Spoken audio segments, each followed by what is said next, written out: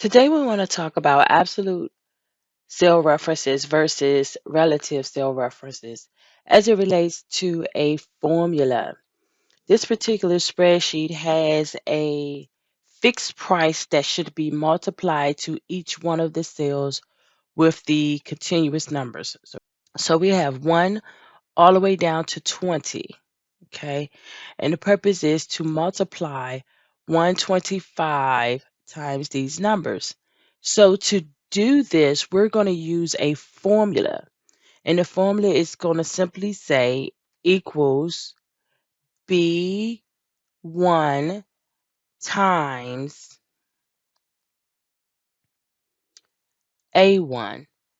And that's going to give us our result. Then we can take this information and make B1 an absolute value. So I'm going to hit F4 to make it absolute. So it changes B1 to $B $1, which is still referencing B1, but making it an absolute value. And we're going to copy this all the way down to 20.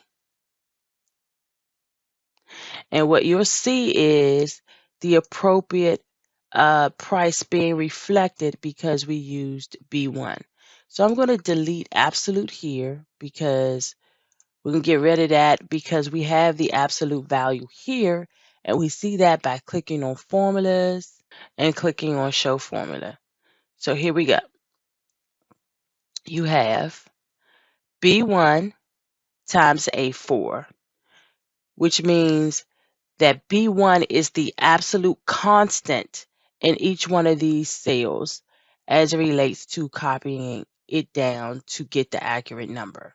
So we're going to turn off show formulas and let's see what it looks like if we do it as a relative cell reference.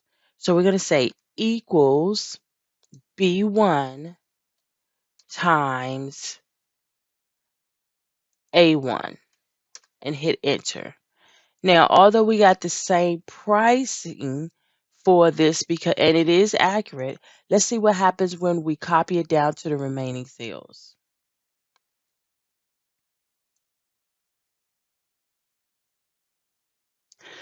Here we have a discrepancy. So let's see what happens. Let's click on show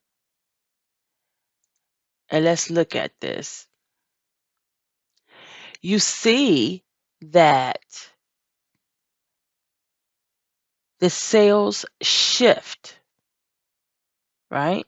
So you got B1, B2, B3, B4, B5, B6. It's like the cells are shifting and is not referencing B1 consistently in all of the cells so we can get the correct pricing. Okay. You also see a shift with A4, 5, 6, and 7, which honestly is not bad, but because the pricing was an absolute, it shifts and it gives us bad information. So let's open that up. And by no means is that correct. Because when you go down here to 425, it's referencing B20 and A23. So it's taking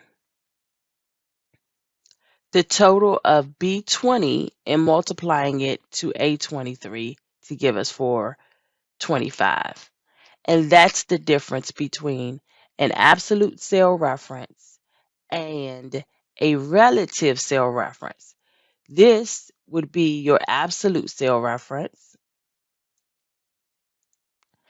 And the one to the side in green is your relative cell reference.